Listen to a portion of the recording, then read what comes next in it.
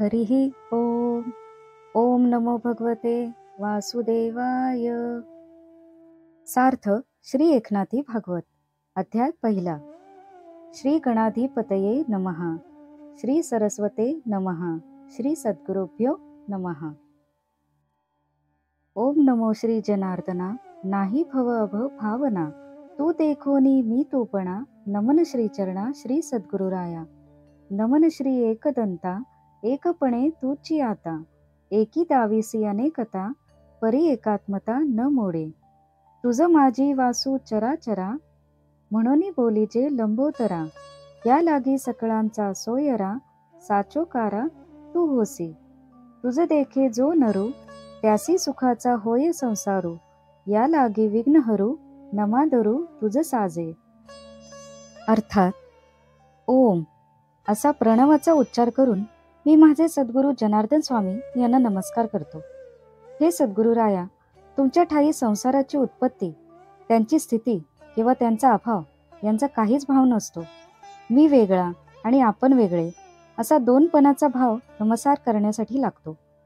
पण ते द्वैत बाजूला सोडून मी आपल्या श्रीचरणांना ऐक्य भावनेने नमन करतो. श्री एकदंत गणेशा, तुला नमस्कार असो.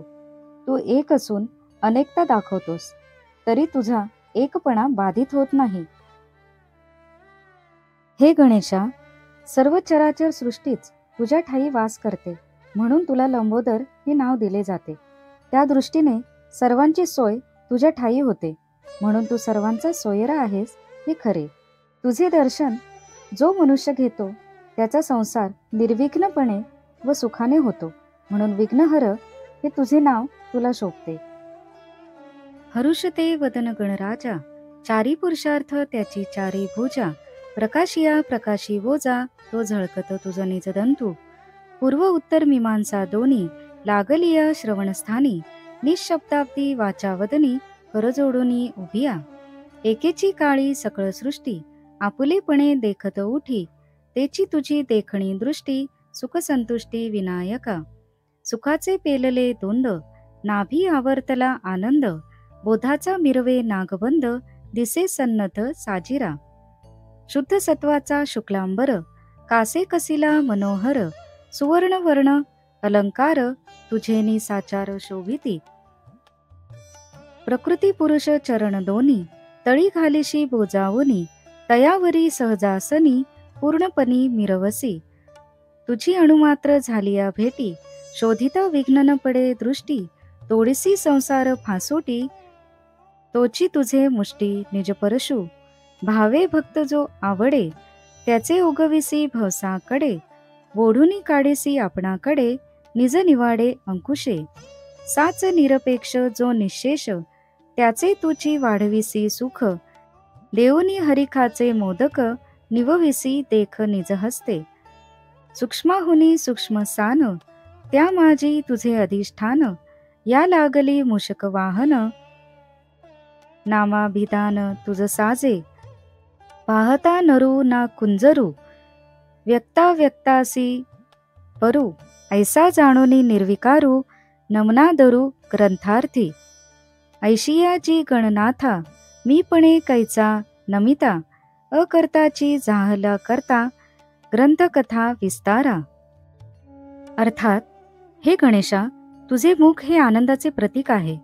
तुझे चार हात हे धर्म, अर्थ, काम, मोक्ष या चारही पुरुषार्थाचे प्रतीक आहेत. व स्वयंप्रकाशी अशा सर्व वस्तूंना जो प्रकाश देतो तो तुझा एक दात झळकत आहे.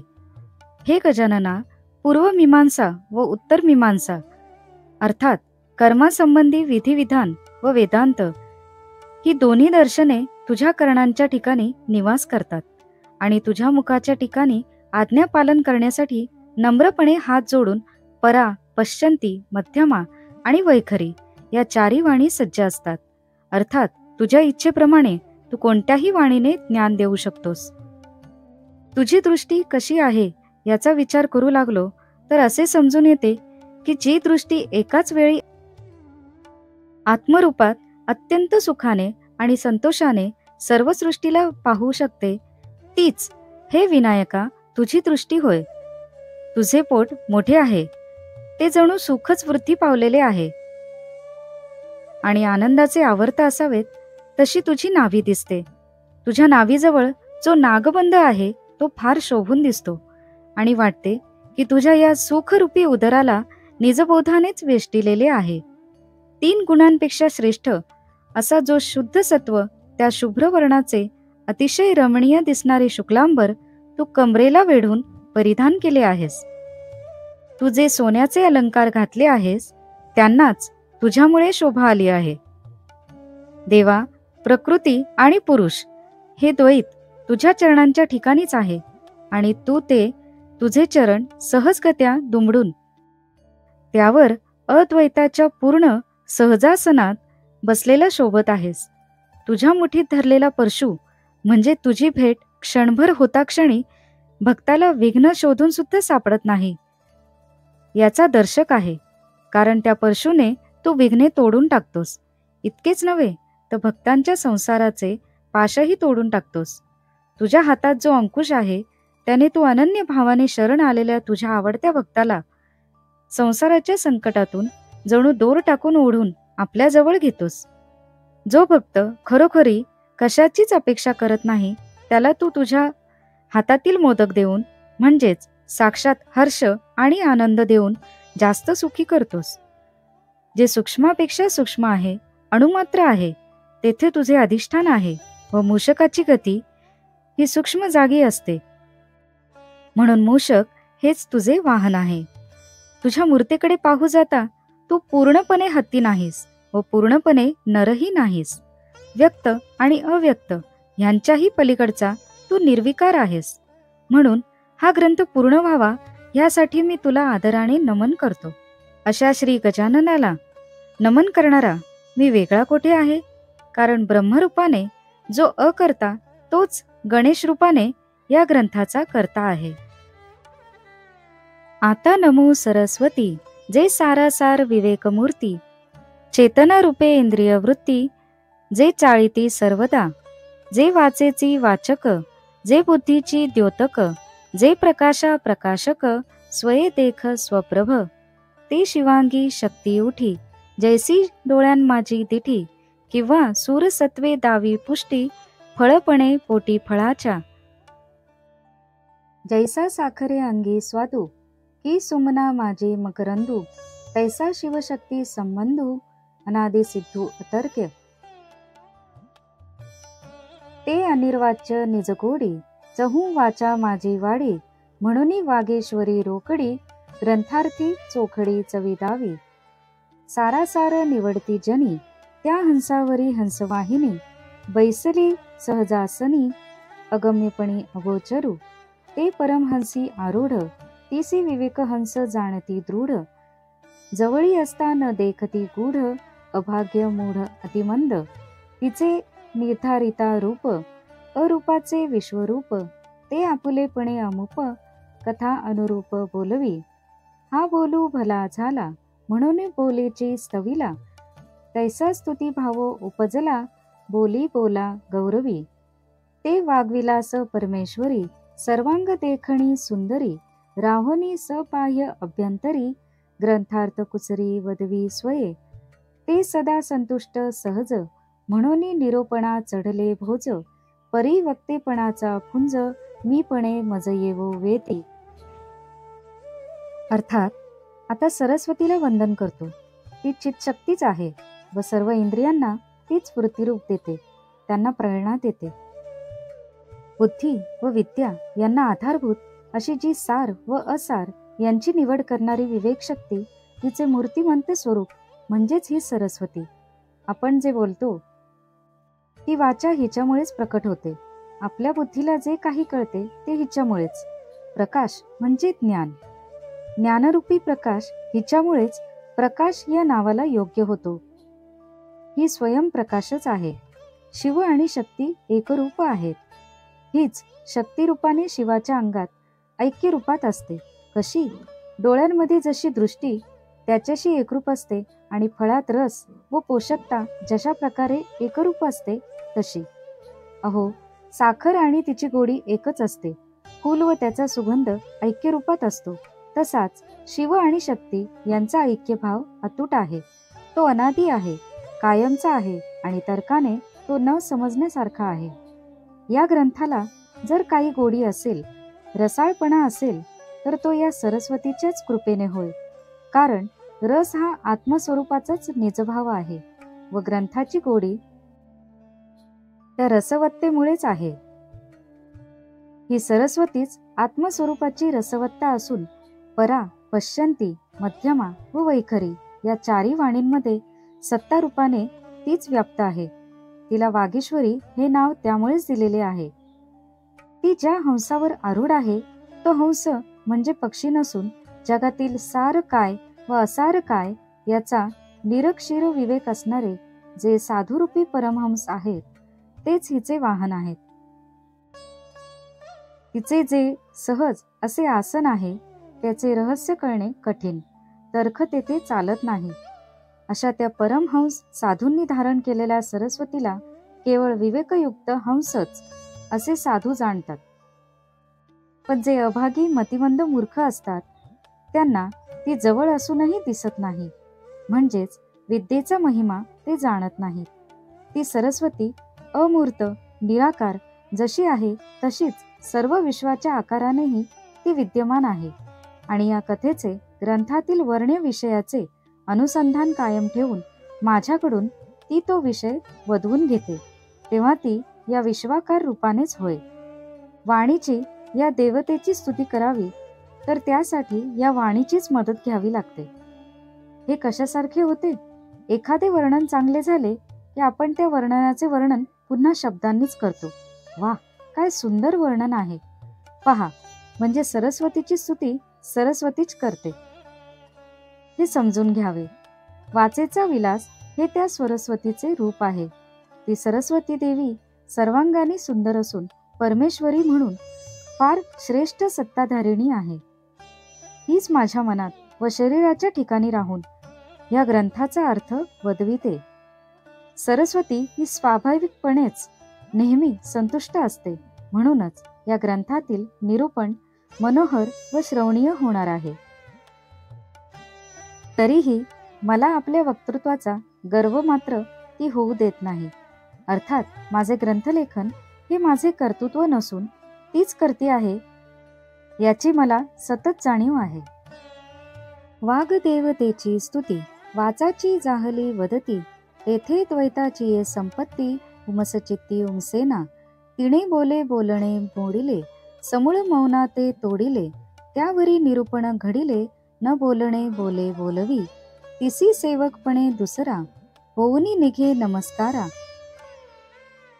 तव मीपणेसी परा निज निर्धारा पारुषे, जेथे मीपणाचा अभावो तेथे तूपणाचा कैचा ठावो, याही वरी करी निर्वाहो अगम्य भावो निरूपणी, जैशा सागरावरी सागरी चालती लहराचिया लहरी, तैसे शब्द स्वरूपाकारी स्वरूपावरी शोभती, जैशा साखरेचिया कणिका गोडीये भिन्न नवती देखा, तैसे निरूपण ये रसाळ सुखा ब्रह्मरसे देखा समवृत्ती, तेथे मी पणेशी सरस्वती बैसविले एका ताटे रसवृत्ती, तेणे अभिन्न शेष देवनी तृप्ती, ते हे उद्गार येते कथेचे.